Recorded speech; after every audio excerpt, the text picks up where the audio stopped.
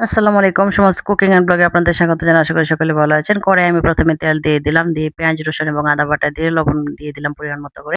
এখন আমি হলুদ গুঁড়ো, মরিচ গুঁড়ো এবং ধনিয়ার গুঁড়ো দিয়ে দিব। দিয়ে আমি মসলাটা সুন্দরভাবে কষিয়ে নেব। আমি কিছুটা পানি দিয়ে দিলাম।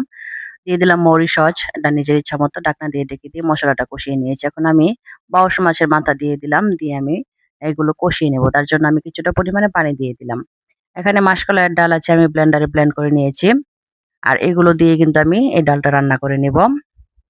মাথাটা যখন কষিয়ে আসবে, সিদ্ধ হয়ে যাবে, তখন আমি খুন্তার সাহায্যে ভেঙে দিব। দিয়ে আমি এখানে গরম পানি দিয়ে দিচ্ছি। বলক চলে আসার জন্য অপেক্ষা করছি। আমি একটু নেড়েচেড়ে দিয়েছি। বলক চলে আসলে কিন্তু ডালটা একটু ঘন ঘন করে নেড়ে যেতে হবে, তাতে করে তলায় লেগে যাতে না যায়।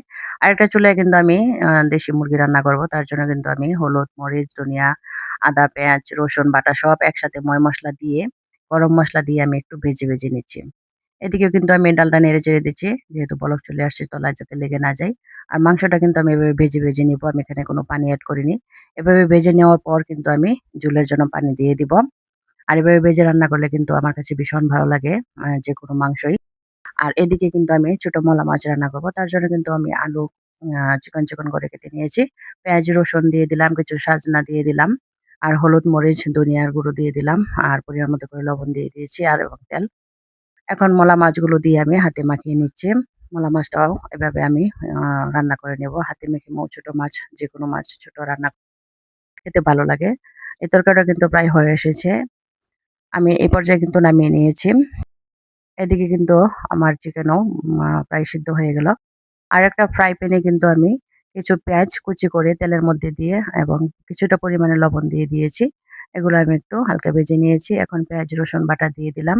আর হলুদ গুঁড়ো, মরিচ গুঁড়ো এবং ধনিয়ার গুঁড়ো আমি দিয়ে দিব। দিয়ে সুন্দরভাবে মসলাটা কষিয়ে নিব। তার জন্য কিন্তু আমি কিছুটা সামান্য পানি দিয়ে দিলাম।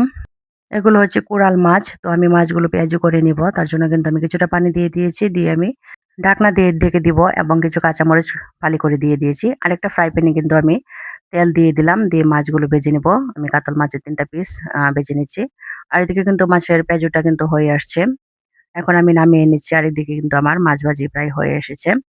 মাছ ভাজিটা কিন্তু এখন আমি একটি প্লেটে নামিয়ে নিব। আর এই ছিল আজকে আমার দুপুরের রান্না। তো আমার রান্নাগুলো কেমন হয়েছে সবাই কমেন্টস করে জানাবেন। আপনারা সবাই ভালো থাকবেন, সুস্থ থাকবেন। Take care. আল্লাহ হাফেজ।